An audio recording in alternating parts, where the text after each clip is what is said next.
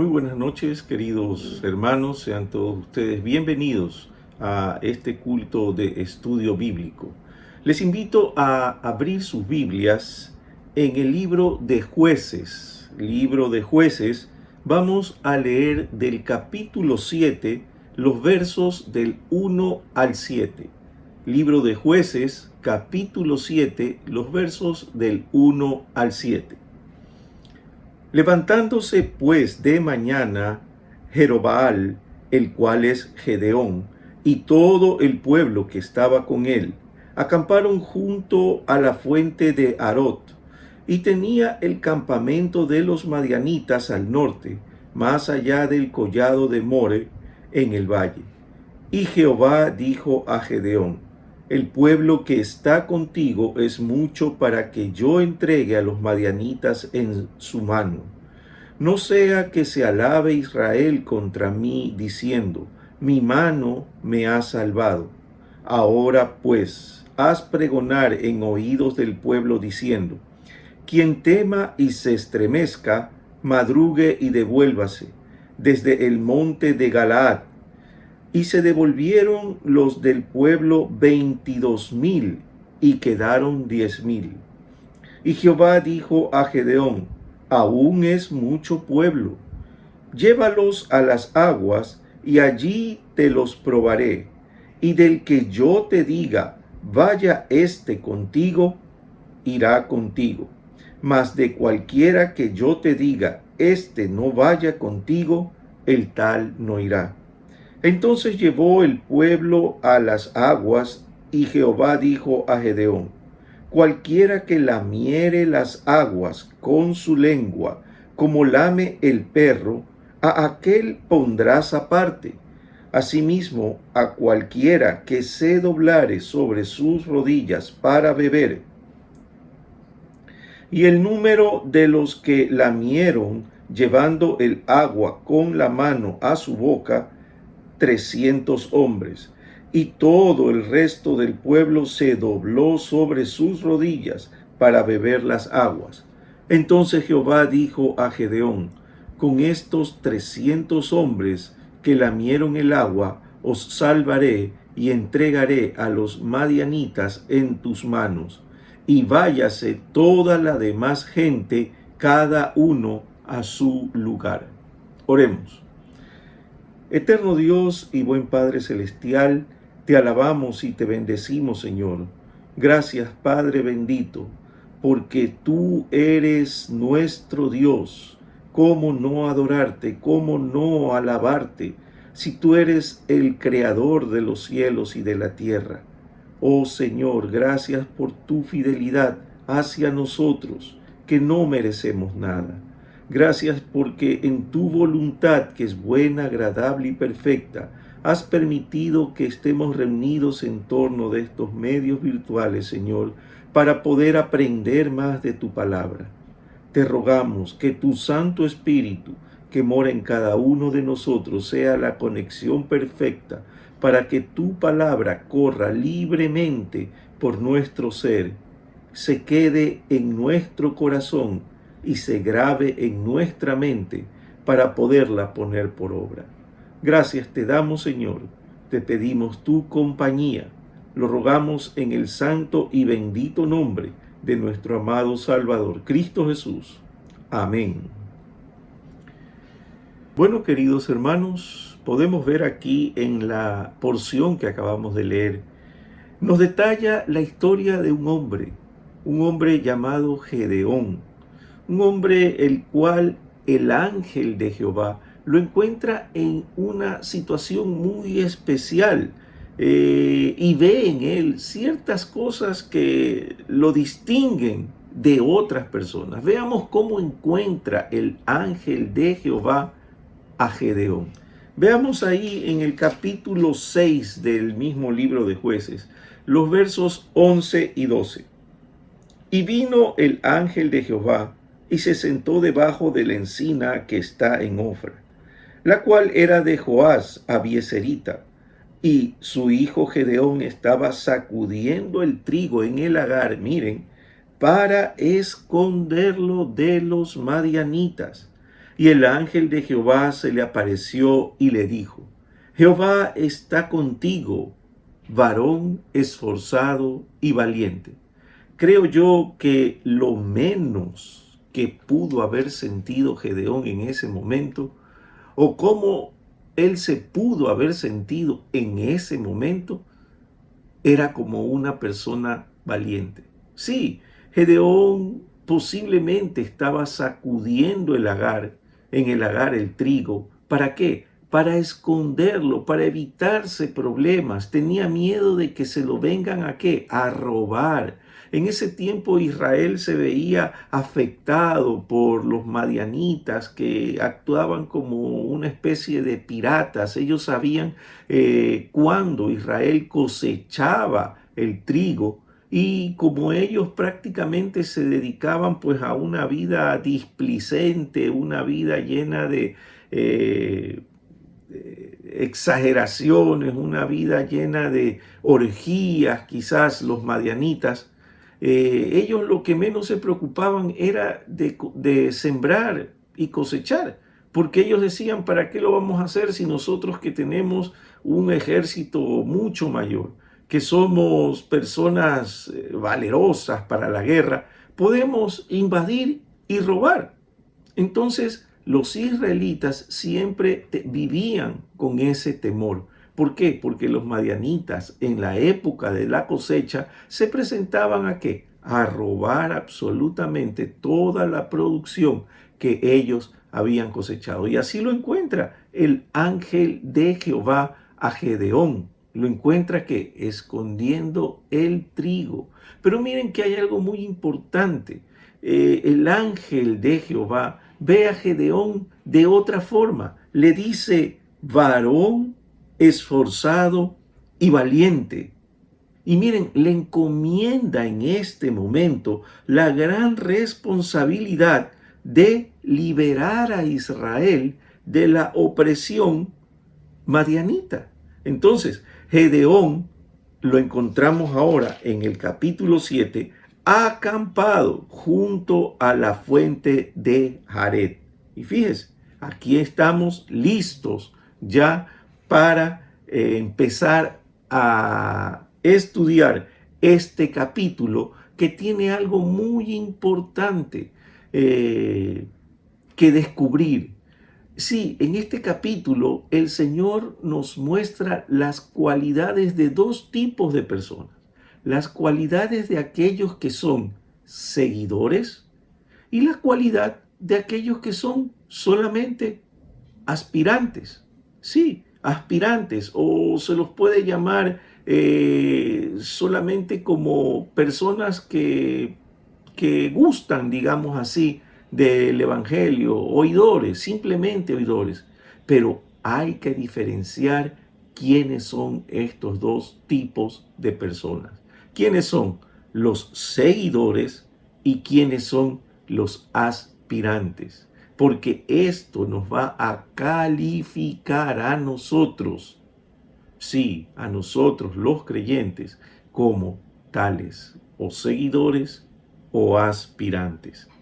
Miren, en el verso 2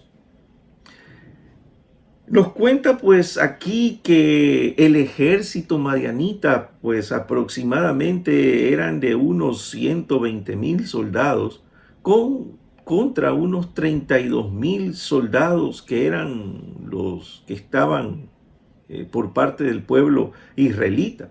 Pero aquí viene algo inexplicable de nuestro Señor. ¿Sí? ¿Quién puede entender a Dios? ¿Quién? Es difícil entenderlo a Dios.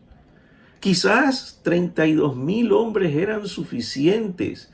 32,000 hombres esforzados, valientes, que podían darle guerra a los madianitas, infringiéndoles algún tipo de baja, para que ellos ya no los sigan atormentando.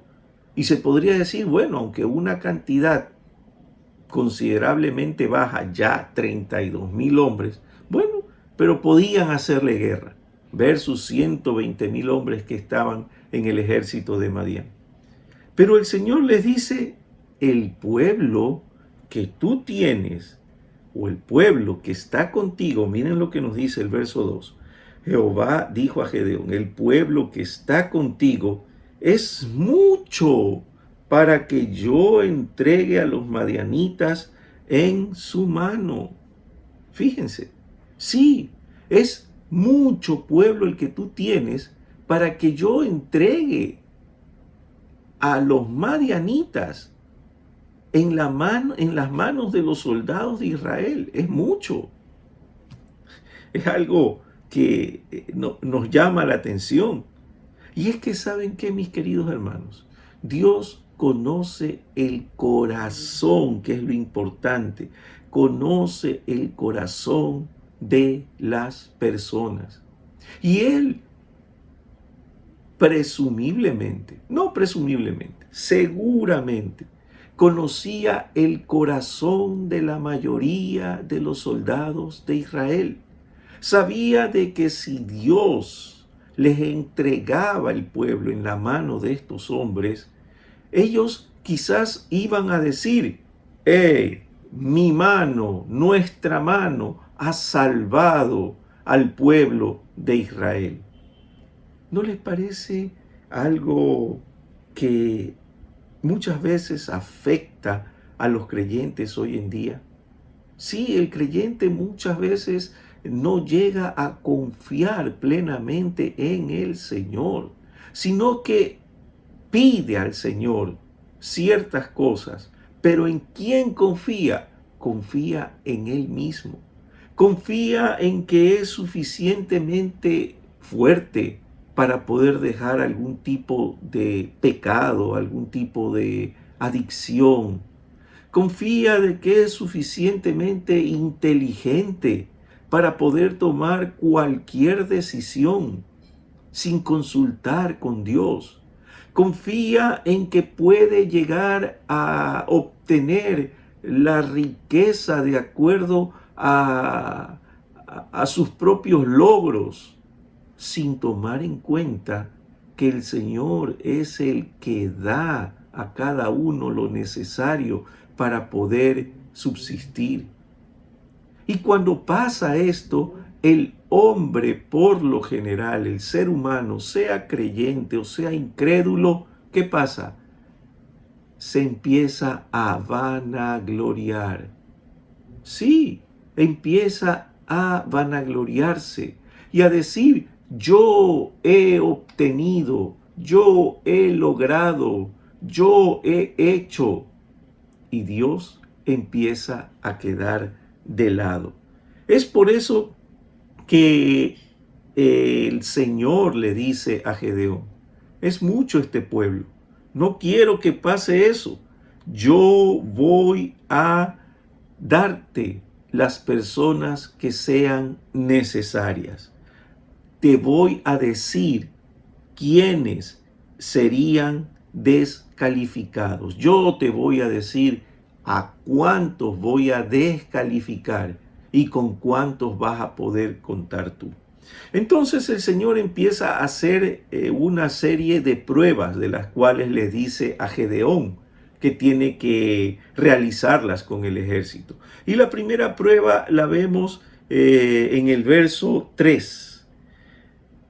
Ahora pues, haz pregonar en oídos del pueblo diciendo, quien tema y se estremezca, madrugue y devuélvase. Desde el monte de Galaad, y fíjense, se devolvieron de los del pueblo 22,000 y quedaron 10,000. En ese tiempo, según, pues las leyes que regían las guerras, estaba permitido hacer eso. Vamos al libro de Deuteronomio capítulo 20, Deuteronomio capítulo 20, y vamos a leer los versos del 1 al 8. Deuteronomio capítulo 20, versos del 1 al 8. Cuando salgas a la guerra contra tus enemigos, si vieres caballos y carros y un pueblo más grande que tú, no tengas temor de ellos, porque Jehová tu Dios está contigo, el cual te sacó de la tierra de Egipto. Y cuando os acerquéis para combatir, se pondrá en pie el sacerdote y hablará al pueblo. Y les dirá: oye Israel, vosotros os juntáis hoy en batalla contra vuestros enemigos. No desmaye vuestro corazón, no temáis, no os azoréis, ni tampoco os desalentéis delante de ellos, porque Jehová vuestro Dios va con vosotros para pelear por vosotros contra vuestros enemigos para salvaros. Y los oficiales hablarán al pueblo diciendo: ¿quién ha edificado casa nueva y no la ha estrenado? Vaya y vuélvase a su casa, no sea que muera en la batalla y algún otro la estrene. ¿Quién ha plantado viña y no ha disfrutado de ella? Vaya y vuélvase a su casa, no sea que muera en batalla y algún otro la disfrute. ¿Quién se ha desposado con mujer y no la ha tomado? Vaya y vuélvase a su casa, no sea que muera en batalla y algún otro la tome. Y volverán los oficiales a hablar al pueblo y dirán: ¿quién es hombre medroso y pusilánime? Miren, vaya y vuélvase a su casa y no apoque el corazón de sus hermanos como el corazón suyo. Entonces, había una ley que regía esto. Aquella persona que se encontraba temeroso, aquella persona que se encontraba dudoso de que el Señor pueda sacarlos adelante a pesar de ver la inferioridad numérica, es mejor que se retire. ¿Que se retire para qué? Para que evite contagiar a sus hermanos, a sus amigos de armas, a los demás de la tropa. ¿De qué? Del miedo, del temor. Y parece absurdo, ¿no? Uno puede pensar de que, bueno, pueden haberse retirado, qué sé yo, quizás a lo mucho unas 500 personas, ¿no? Pero dice que se retiraron 22,000 personas, dejando el ejército o dejando las personas solamente en 10,000. Qué sorprendente, ¿no? Cuántas personas tenían ese temor, tenían esa duda de que Jehová puede darle al hombre la victoria aún a pesar de la desventaja. Miren, se retiraron y se fueron. Bueno, entonces ahora sí, quedaron los 10,000. Bueno, Señor, estos son los 10,000 hombres que a nosotros nos van a librar de los madianitas. Bueno, podemos estarle haciendo un poco de calor en la guerra, pero el Señor dice, no. Miren, el verso 4, dijo no. Y Jehová dijo a Gedeón: aún es mucho pueblo. Hey, Gedeón, si tú confías en estos 10,000 hombres, yo te digo, no, aún es mucho pueblo. Me imagino Gedeón pudo haberse quedado totalmente sorprendido. Aún es mucho pueblo. Llévalos a las aguas y allí te los probaré. Y del que yo te diga, vaya este contigo, irá contigo. Mas de cualquiera que yo te diga, este no vaya contigo, el tal no irá. Fíjense. Bueno, Gedeón dice: está bien, Señor. Procederemos entonces a la segunda prueba. Y la segunda prueba consistía en lo siguiente. Veamos el verso 5. Entonces llevó el pueblo a las aguas, y Jehová dijo a Gedeón: cualquiera que lamiere las aguas con su lengua como lame el perro, a aquel pondrás aparte. Asimismo, a cualquiera que se doblare sobre sus rodillas para beber. O sea, tenía que hacer dos grupos. En el momento llegaba con todos los 10,000 hombres a las orillas del río, del lugar donde estaban las aguas. Los hacía beber y tenía que darse cuenta quiénes eran aquellos que se arrodillaban para tomar agua y quiénes eran aquellos que prácticamente lamían el agua directamente desde el lecho del río y separarlos en dos grupos. Y aquí hay algo muy importante que nosotros tenemos que ver. ¿Por qué el Señor hace este tipo de prueba? ¿Por qué? Bueno, pues sencillamente porque quería demostrarle a Gedeón que más vale aquel que confía netamente en el Señor que aquel que confía en sus propias fuerzas. Veamos, si el soldado se arrodilla para beber agua, quiere decir que está en una posición de alerta. Sí, está arrodillado, seguramente con una mano saca agua del lecho del río, pero su torso está todavía erguido. ¿Para qué? Para poder ver si es que hay algún peligro en el horizonte, ¿no? Entonces esta persona sacaba el agua y sin despejar la mirada del horizonte empezaba a tomar. ¿Confiaba en qué?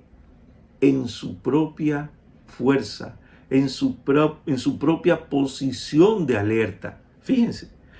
Sin embargo, la persona que prácticamente se echaba al lecho del río a lamer el agua, quiere decir que su cabeza, su mirada estaba ¿hacia dónde? Netamente pues hacia el río.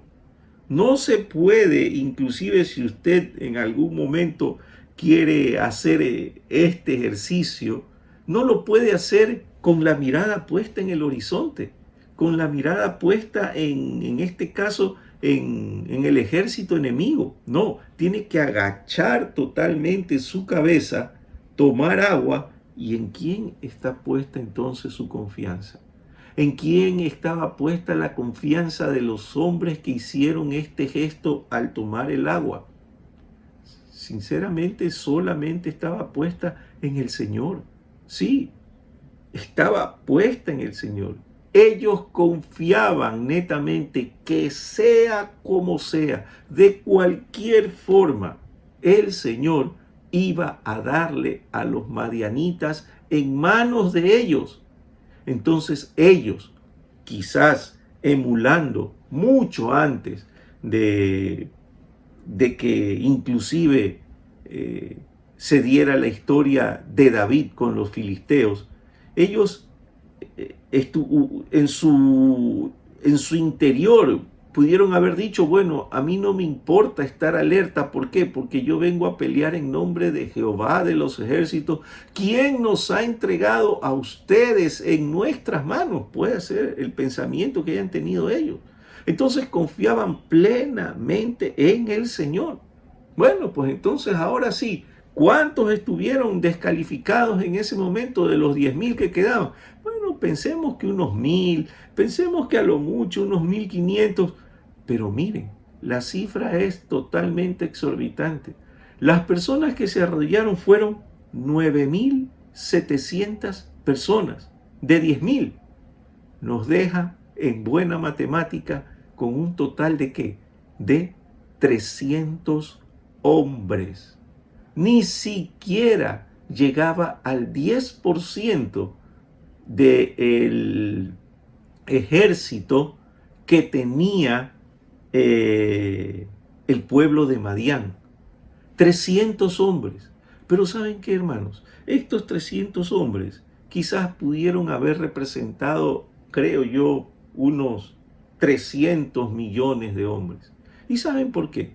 Porque estos 300 hombres eran personas que confiaban netamente en la promesa del Señor. Y eso es lo que el Señor quiere para nosotros en estos tiempos.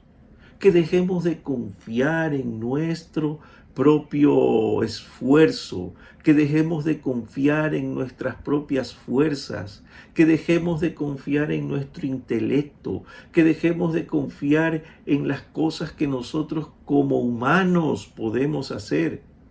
porque eso puede fallar, es más, muchas veces falla, sino que confiemos netamente en el Señor. Ojo, y esto no quiere decir que nosotros nos convirtamos en personas vagas, que digamos, bueno, no, el Señor me ha prometido que va a darme todo lo que necesito, no, entonces yo me quedo ahí tranquilo sin hacer nada. No, no.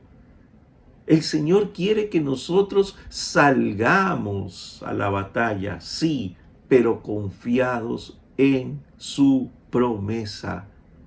Que salgamos decididos a que podemos encontrar un trabajo, decididos. ¿Por qué? Porque el Señor nos ha prometido dar o suplir para nuestras necesidades.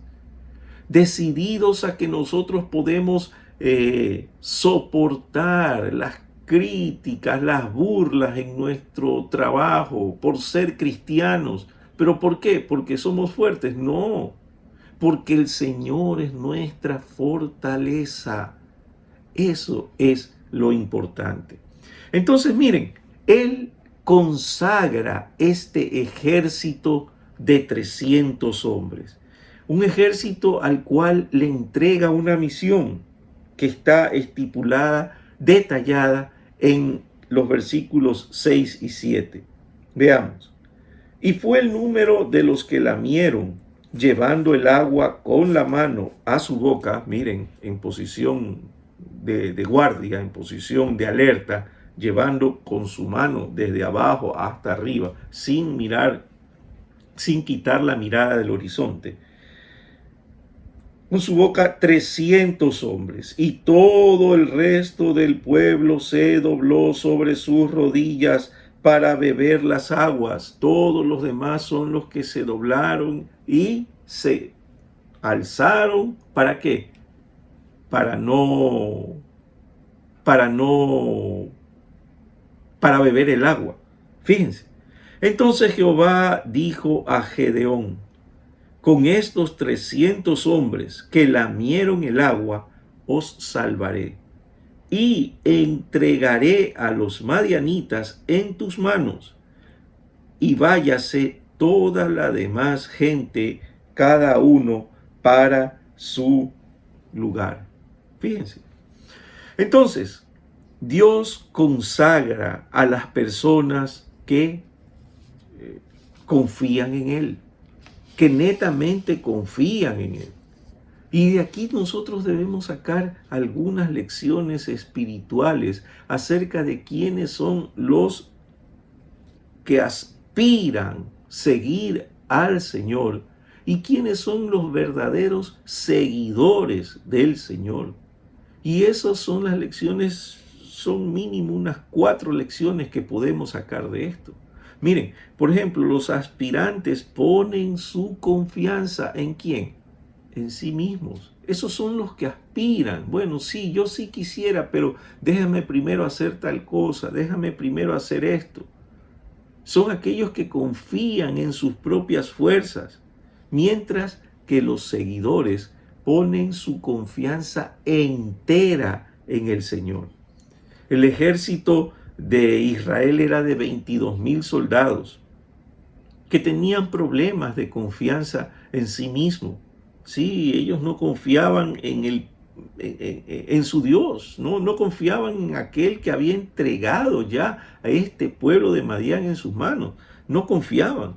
Y en el Nuevo Testamento se llama seguidor, en este caso de Jesús, a uno que pone no su confianza en sí mismo, sino en Cristo. Este es el verdadero seguidor de Jesús. Veamos lo que nos dice el Evangelio de Lucas. Evangelio de Lucas, capítulo 9. Lucas capítulo 9 y el verso 23. Miren cómo define el Señor Jesucristo a un seguidor. 9:23.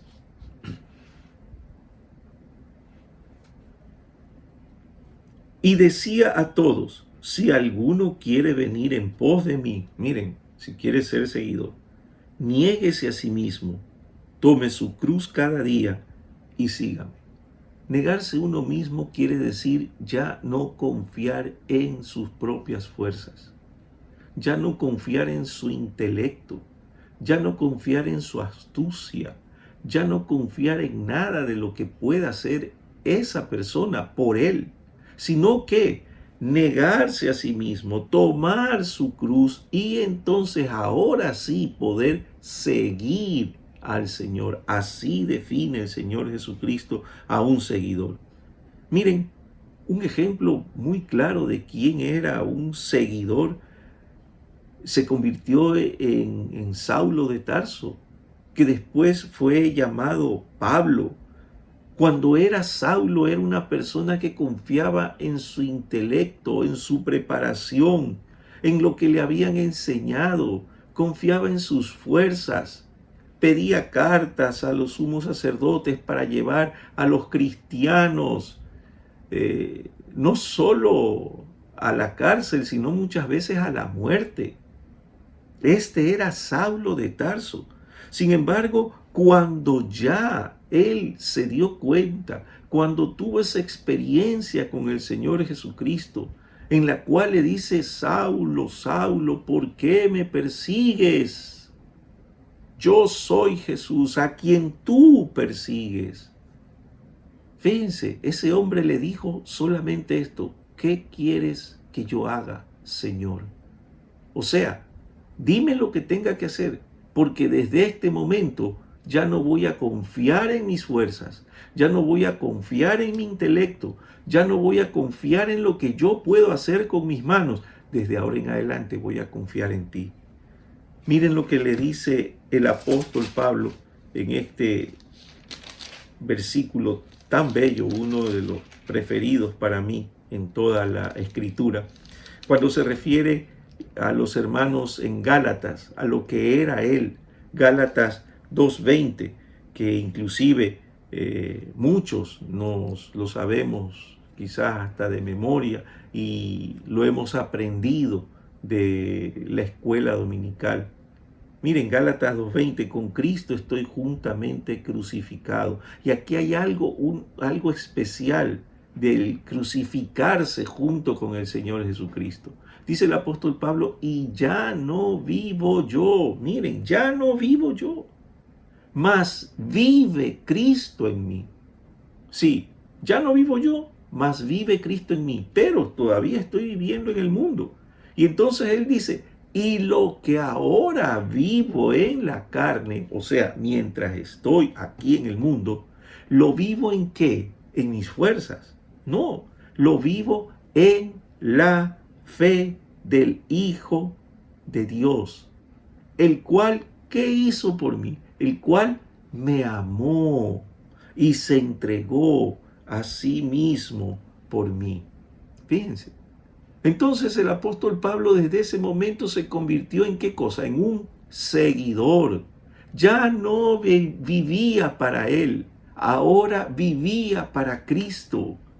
Era su doulos en griego, que significa su esclavo. Ya no vivía para complacer sus propios deseos, sino solamente el deseo del Señor Jesucristo, sus órdenes específicas. Saulo, se convirtió en Pablo, y Pablo era un seguidor del Señor Jesucristo. Entonces vemos, los aspirantes solamente, ellos confían en sí mismos. Les cuesta confiar en el Señor. El claro ejemplo de un aspirante lo tenemos detallado en el Evangelio de Lucas, el capítulo 18. Miren, capítulo 18, los versos del 18 al 23. Lucas 18, versos del 18 al 23. Un hombre principal le preguntó diciendo: Maestro bueno, ¿qué haré para heredar la vida eterna? Jesús le dijo: ¿por qué me llamas bueno? Ninguno hay bueno, sino solo Dios. Los mandamientos, ¿sabes? No adulterarás, no matarás, no hurtarás, no dirás falso testimonio, honra a tu padre y a tu madre. Mire, en estos mandamientos engloba los 10 mandamientos de la ley de Moisés, que supuestamente este hombre los conocía. Y este hombre les dice, verso 21, todo esto he guardado desde mi juventud. Jesús, oyendo esto, le dijo, aún te falta una cosa. Quizás este hombre pensó algún otro mandamiento. Empezó quizás a mover todo su intelecto, a tratar de acordarse, pero ¿qué? ¿Me habré pasado por algo alguno? No, y le dice el Señor Jesucristo, aún te falta una cosa. Vende todo lo que tienes y dalo a los pobres, y tendrás tesoro en el cielo. Y ven, sígueme. Miren, entonces él, este hombre, oyendo esto, se puso muy triste porque era muy rico. Pienso yo de que este hombre no se puso triste quizás por dejar tanto así su riqueza, sino que se puso triste. ¿Por qué? Porque tuvo que haber pensado, bueno, lo hago, ¿y ahora? ¿Y de qué voy a vivir? ¿Y quién me va a dar para mantener el mismo estilo de vida que estaba viviendo? ¿Y cómo voy a hacer para poder mantener el mismo estatus social que tenía? ¿Y cómo me van a ver ahora? ¿Y qué van a hacer? Fíjense, empezaba a pensar, a elucubrar ciertas cosas que eran para su conveniencia. Sí, me dice, sígueme, pero yo veo que estos hombres que siguen a este maestro, bueno, ¿cómo lo llamó? Eran hombres relativamente pobres, de una condición social baja, que no tenían dónde dormir. Imagínense, no, pues ¿cómo voy a hacer eso? Esa fue la tristeza de este hombre. Y esa es la tristeza de muchos aspirantes que no se comprometen con el Evangelio, no se comprometen con el Señor, porque tienen temor de cómo van a vivir ahora, de qué es lo que van a hacer. Si me ven que soy cristiano, si saben que he entregado mi vida a Cristo, se van a empezar a burlar de mí. Las personas a mi lado quizás me van a empezar a marginar.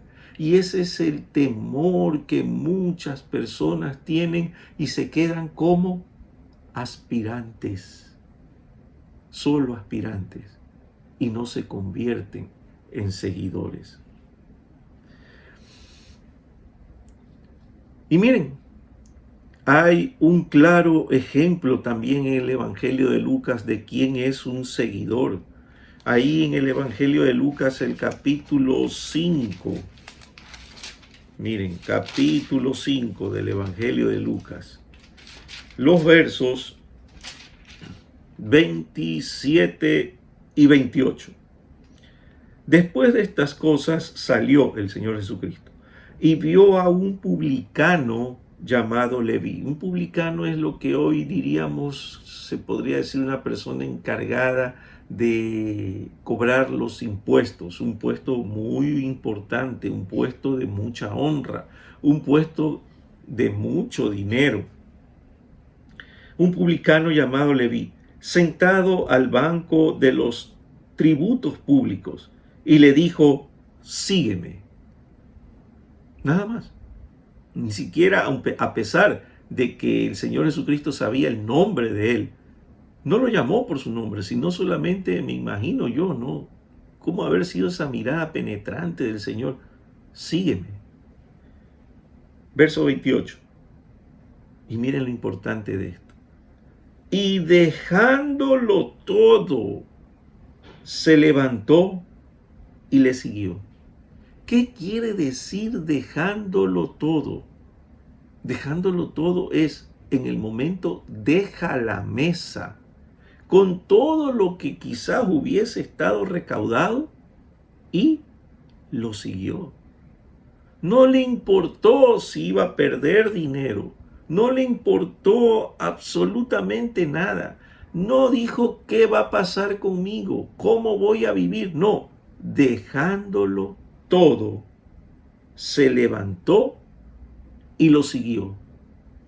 3 palabras importantes: dejar todo, levantarse de su posición de comodidad, se podría decir, y seguirlo.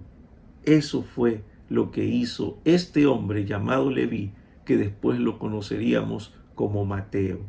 Miren, esto es lo que hizo uno de los discípulos del Señor Jesucristo. Se levantó y lo siguió. Este hombre es el claro ejemplo de un seguidor, de alguien que confió plenamente en el poder, en las promesas del Señor.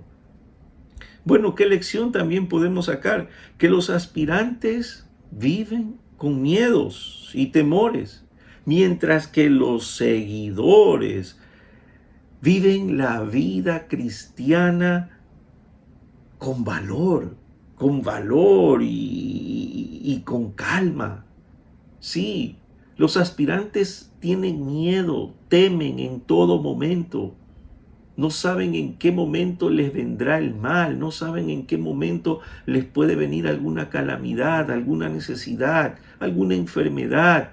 Viven pensando eso y eso les produce un terror. ¿Cuántos seguidores se han dado a conocer ahora en este tiempo de pandemia? Gente que nosotros quizás veíamos que eran personas muy creyentes.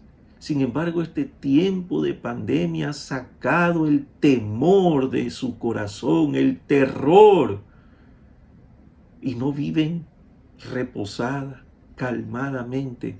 ¿Por qué? Porque deben estar confiados en que el Señor va a tener cuidado de cada uno de ellos. Eso es lo que pasa con los aspirantes. Miren, Pablo le dice al joven Timoteo, un hombre joven que siguió los caminos del apóstol, que Dios lo ha dotado ¿de qué? De valor, de cosas maravillosas, que le ha dotado de poder, de amor, de dominio propio. ¿Para qué? Para que él esté consciente de eso. Pablo le escribe esto a Timoteo ya en el epílogo de su vida, cuando estaba ya preso, pronto a ser ejecutado. En la segunda carta del apóstol Pablo a Timoteo podemos ver esto, capítulo 1 y el verso 7. Miren, porque no nos ha dado Dios espíritu de cobardía. Miren, no nos ha dado ese espíritu.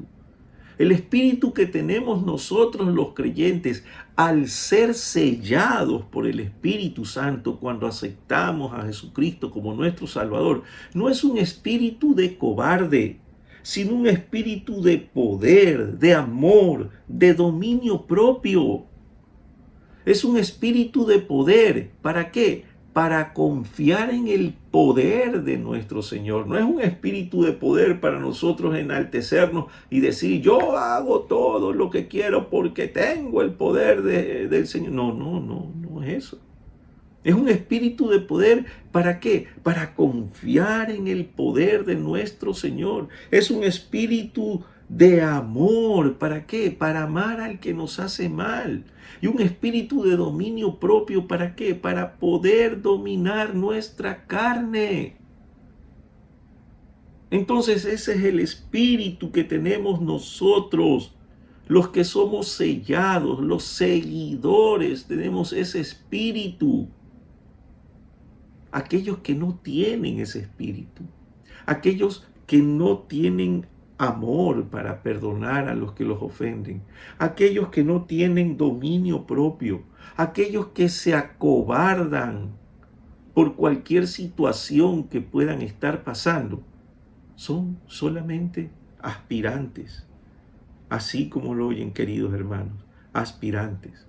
Miren, eso pasó con uno de los apóstoles del Señor también.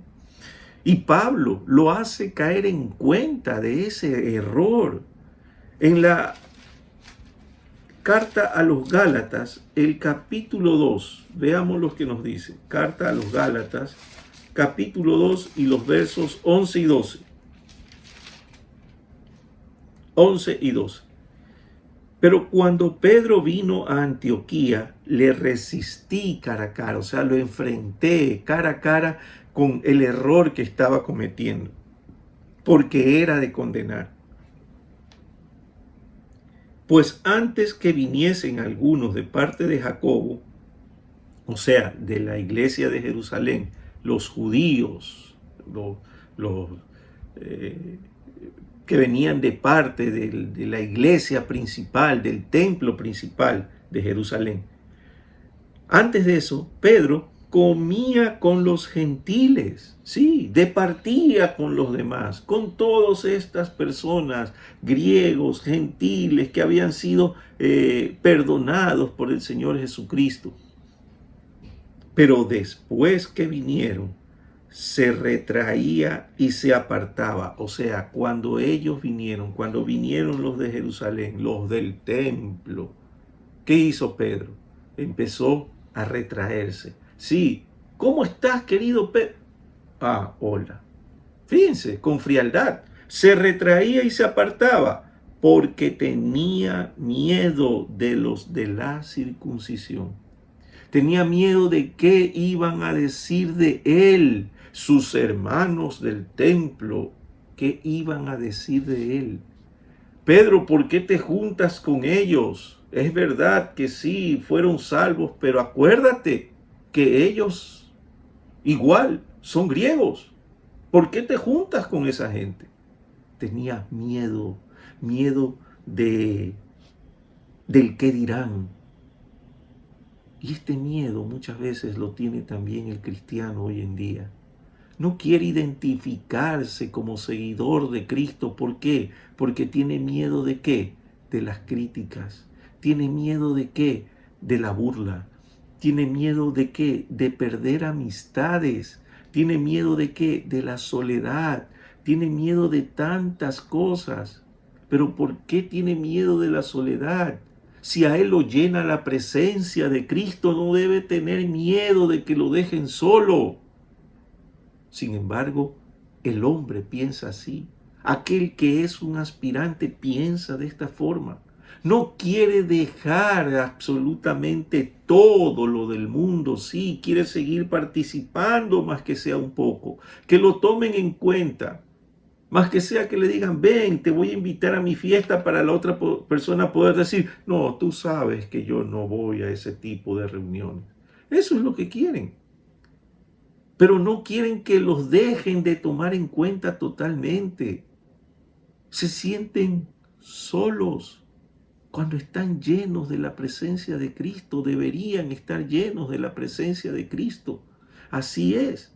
Entonces, fíjense, esto es un aspirante. Los aspirantes tienen temores. Los aspirantes tienen miedos. Mas los seguidores de Cristo viven con calma y afrontan con valor todo tipo de prueba, todo tipo de adversidad. Y aquí vamos a la siguiente parte. Cuando llega la prueba a estas personas que solamente son aspirantes, que solamente son personas que no se comprometen con el Evangelio, estas personas pues son descalificadas, mientras que los seguidores perseveran hasta el último. La parábola del sembrador nos da un ejemplo vívido y claro de quiénes son estos aspirantes y en los que se distraen y en qué cosas se distraen, en las cosas del mundo, en lo que el mundo ofrece. Miren lo que nos dice el evangelista Mateo. Mateo capítulo 13 y el verso 7. Y el verso 7, 13, 7. Y parte cayó entre espinos y los espinos crecieron y la ahogaron. ¿Qué cosa? La semilla. Y ahora el 22, que es, se podría decir, la explicación de esto. El 22, 13, 22.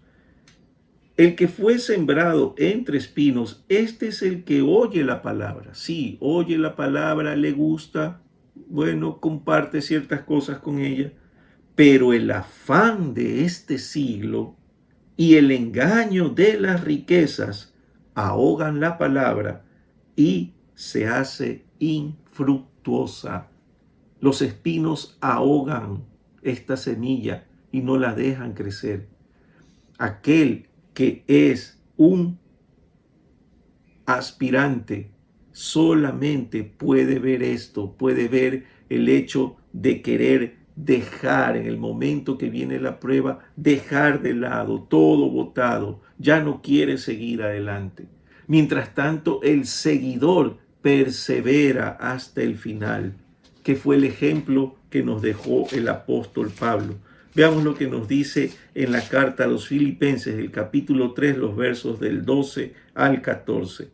No que lo haya alcanzado ya, ni que ya sea perfecto, sino que prosigo, miren, prosigo, por ver si logro asir aquello para lo cual fui también asido por Cristo Jesús.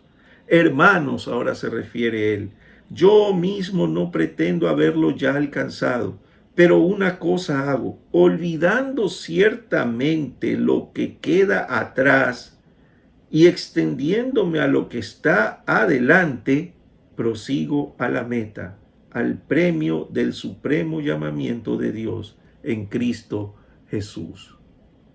Eso es lo importante del seguidor. Querido hermano, usted, ¿cómo se cataloga? ¿Cómo me catalogo yo? Esa es la pregunta. ¿Somos acaso aspirantes nada más? ¿O somos seguidores del Señor Jesucristo? Pongámoslo en la balanza. Demos una retrospectiva. Veamos, ¿confiamos en el Señor? ¿Somos valientes? ¿Somos personas que perseveran? ¿O somos lo contrario? Querido hermano, si usted aceptó a Cristo como su Salvador y lo hizo de corazón, usted tiene una marca, tiene un sello. Usted ya no pertenece al mundo, pertenece a aquel que lo salvó, aquel que le va a dar fuerza, fortaleza, valor, confianza, y que le va a dar la fuerza para poder perseverar día a día. La vida cristiana no es de aspirantes, no. La vida cristiana no es aquella que se arrodilla y que todavía está con una mirada en lo que puede hacer uno según sus fuerzas.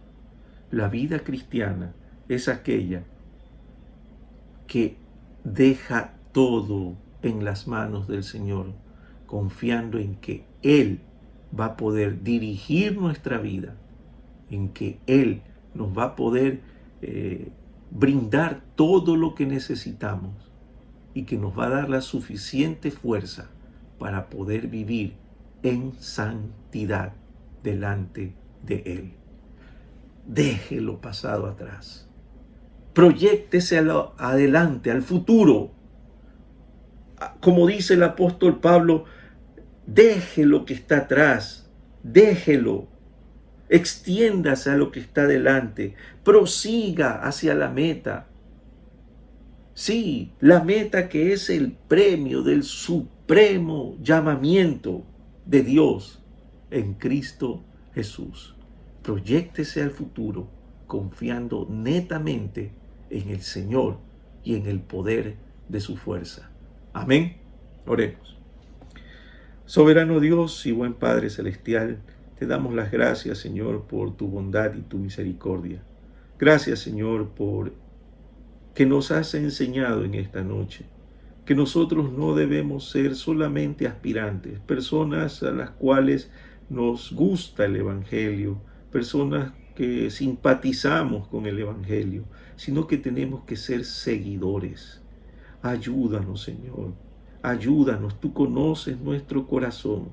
Señor, revela ante nosotros, Padre bendito, los problemas que podemos tener, para que podamos entregarte totalmente nuestro ser, para que tú nos gobiernes y nos des, Padre eterno, esa fortaleza para poder afrontar los problemas de este mundo, de esta vida, confiando en tu palabra y en el poder de tu amor, Señor. Gracias te damos, Padre bendito, y te ruego, Padre eterno, que todos mis hermanos, Señor, los cuides y los protejas. Que todos, Señor, tengan la certeza de que tienen que proyectarse hacia adelante. Sí, todos debemos hacerlo, proyectarnos hacia adelante a la promesa del supremo llamamiento que es en Cristo Jesús, para poder asirnos, Señor, de esa promesa tan grande que tú nos diste, que pronto estarás con nosotros, de que pronto podemos disfrutar de una vida eterna, Señor, junto contigo, para alabar y bendecir tu nombre todos los días. Gracias te damos, Señor, y te rogamos que en tu voluntad nos vuelvas a reunir para poder seguir estudiando de tu santa y bendita palabra. Lo rogamos en el nombre de nuestro dulce y suficiente Salvador, nuestro Señor Jesucristo. Amén.